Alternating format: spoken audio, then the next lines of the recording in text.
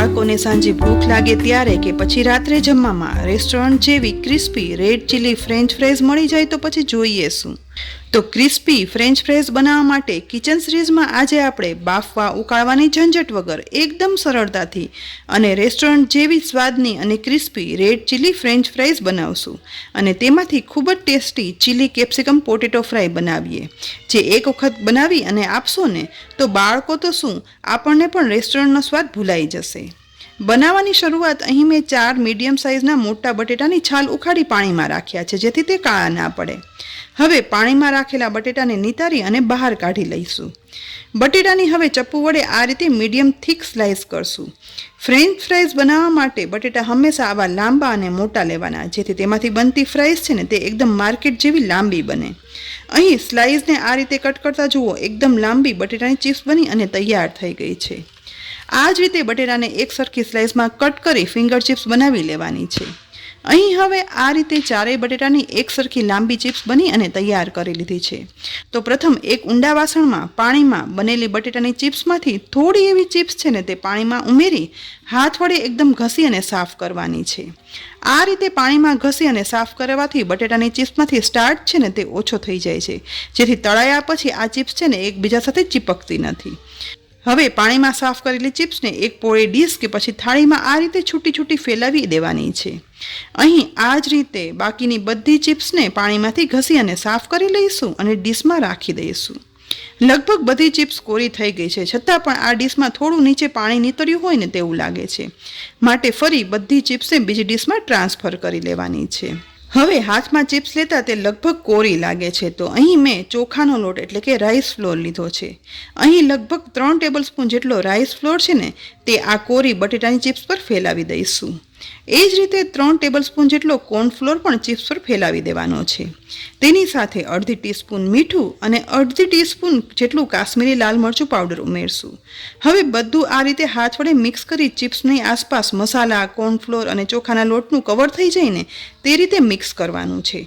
ચોખાનો લોટ અને કોર્નફ્લોર આ કોરી ચિપ્સમાં ઉમેરવાથી બટેકાની ચિપ્સ છે ને તે ઉકળ્યા કે બાફ્યા વગર તળાયા પછી એકદમ રેસ્ટોરન્ટ જેવી જ ક્રિસ્પી બને છે. સાથે લાલ મરચા પાવડર ઉમેરવાથી ચિપ્સનો કલર છે ને તે એકદમ સરસ આવે છે. અહીં જુઓ, વ્યવસ્થિત મિક્સ કરતા કોર્નફ્લોર, ચોખાનો લોટ અને મસાલા બધા વડે એક એક ચિપ્સ કવર થઈ ગઈ છે. તો આ સમયે થોડો એવો રેડ ચીલી સોસ છે ને તે આપણે ચિપ્સમાં ઉમેરશું. ફરીથી હાથ વડે સ્લાઇસમાં મિક્સ કરશું. તળિયા પહેલાં બટેટાની સ્લાઇસમાં રેડ ચીલી સોસ ઉમેરવાથી ચિપ્સમાં ઉમેરેલા લોટ અને મસાલા એકદમ સરસ ચીપકી પણ જશે અને સાથે સાથે ચિપ્સ તળાયા પછી સ્વાદમાં પણ બાળકોને ભાવે ને તેવી બને છે. બધી ચિપ્સમાં રેડ ચીલી સોસ મિક્સ થઈ ગયા પછી આ રીતે ચિપ્સને થાળીમાં ઉથલાવતા જઈ અલગ કરશું, જેથી સોસ ઉમેર્યા છતાં પણ ચિપ્સ છે ને તે એકબીજા સાથે બિલકુલ ચીપકશે નહીં અને છૂટી છૂટી રહેશે.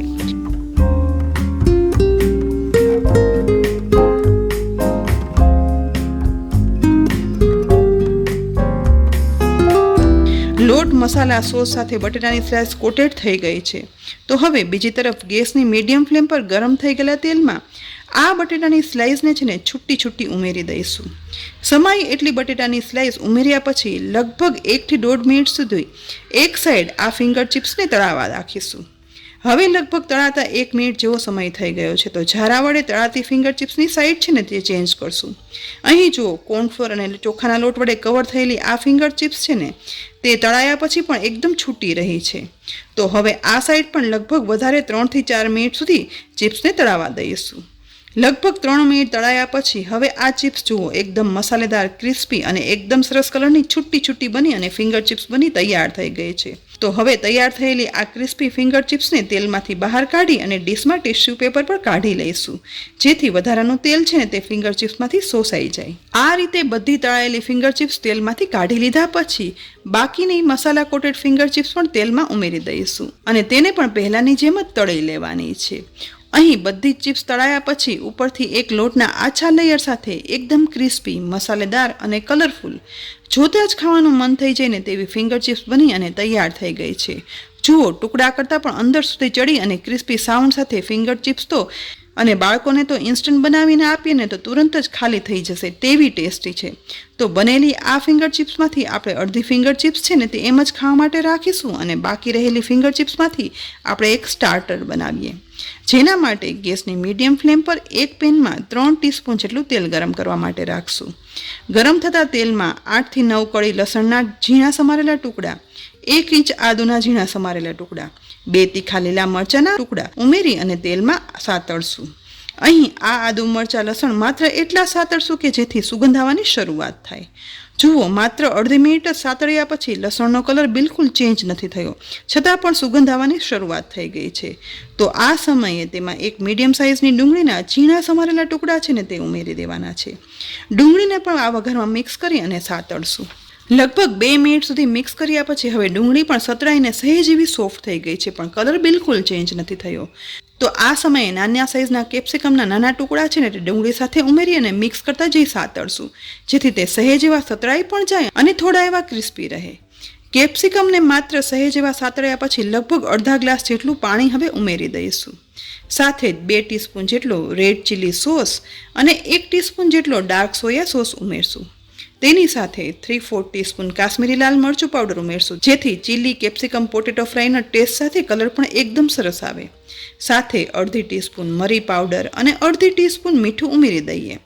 હવે બધું એકદમ સરસ રીતે મિક્સ કરશું, જેથી સોસ, મસાલા, પાણી બધું સતરાતા કેપ્સિકમ, લસણ, ડુંગળી, આદુ મરચાં સાથે મિક્સ થઈ જાય અને એક સરસ ટેસ્ટી ગ્રેવી તૈયાર થાય. અહીં જુઓ, એકદમ સરસ થોડી પતલી ગ્રેવી તૈયાર થઈ ગઈ છે અને પણ સુગંધ પણ ખૂબ જ સરસ આવી રહી છે. તો હવે ગેસની લો ફ્લેમ પર સહેજ એવી ગ્રેવીને ઉકળવા દઈશું અને આ ગ્રેવી ઉકળે છે ને એ દરમિયાન તેને થોડી થીક કરવા માટે આપણે એક સ્લરી બનાવી લઈએ. જેના માટે એક બાઉલમાં 2 ટીસ્પૂન જેટલો કોર્નફ્લોર લીધો છે. આ કોર્નફ્લોરમાં લગભગ 4 ટેબલસ્પૂન જેટલું પાણી ઉમેરી અને મિક્સ કરી સ્લરી બનાવી લઈશું. હવે કોર્નફ્લોર અને પાણીની સ્લરી ઉકળતી ગ્રેવીમાં ઉમેરી દેવાની છે. કોર્નફ્લોરની આ સ્લરી ઉમેરવાથી આ ગ્રેવીમાં થોડી એવી થિકનેસ આવશે. જુઓ, તુરંત જ મિક્સ કર્યા પછી ગ્રેવી થીક થવા લાગી છે. તો આ સમયે બનાવેલી મસાલેદાર ક્રિસ્પી ફિંગર ચિપ્સમાંથી અડધી ફિંગર ચિપ્સ છે ને તે ગ્રેવીમાં ઉમેરી દઈશું અને ગ્રેવીમાં મિક્સ કરશું. ગ્રેવી થીક હોવાથી ક્રિસ્પી ફિંગર ચિપ્સમાં તુરંત જ મિક્સ થઈ જશે અને ઉપર એક લેયર પણ બનાવી દેશે. પણ હા, આ ફિંગર ચિપ્સ છે ને તે ગ્રેવીમાં ત્યારે જ ઉમેરવાની કે જ્યારે આપણે આ સ્ટાર્ટર સર્વ કરવું હોય. જો ગ્રેવીમાં વહેલી ફિંગર ચિપ્સ ઉમેરી દેશો ને તો ફિંગર ચિપ્સ છે ને તે ખાવામાં થોડી સોફ્ટ થઈ જશે.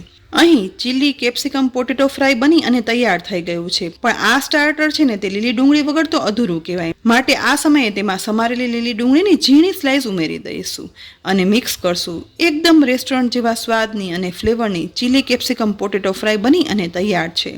બાળકોને મન ભાવતા સ્વાદ નહીં, સાંજના નાસ્તામાં કે પછી રાત્રે જમવામાં ઇન્સ્ટન્ટ બનાવી શકાય છે, જેથી રેસ્ટોરન્ટનો સ્વાદ છે ને તે ઘરમાં જ મળશે અને બાળકોને તો શું, આપણને પણ એટલા જ ભાવે તેવા ક્રિસ્પી મસાલેદાર ફ્રેન્ચ ફ્રાઈઝ અને ચીલી કેપ્સિકમ પોટેટો ફ્રાય એક વખત ઘરે બનાવશો ને તો પછી રેસ્ટોરન્ટનો સ્વાદ ચોક્કસ ભૂલી જશો. તો ફ્રેન્ડ્સ, આજે એકદમ સરળ રીતથી બનતી ક્રિસ્પી મસાલા ફિંગર ચિપ્સ અને કેપ્સિકમ પોટેટો ફ્રાયની આ રેસીપી તમને કેવી લાગી? જો આ બંને રેસીપી તમને ખરેખર ગમી હોય ને તો આ રેસીપીને લાઈક કરી અને શેર કરજો. સાથે જ અમારી યુટ્યુબ ચેનલને સબસ્ક્રાઈબ કરી અને બાજુમાં આપેલ બેલ આઇકન પણ પ્રેસ કરી દેજો અને અમારા ફેસબુક પેજને લાઈક કરી અને ફોલો કરજો, જેથી આવી અનેક ઉપયોગી રેસીપીના અપડેટ્સ તમને તુરંત જ મળી રહે.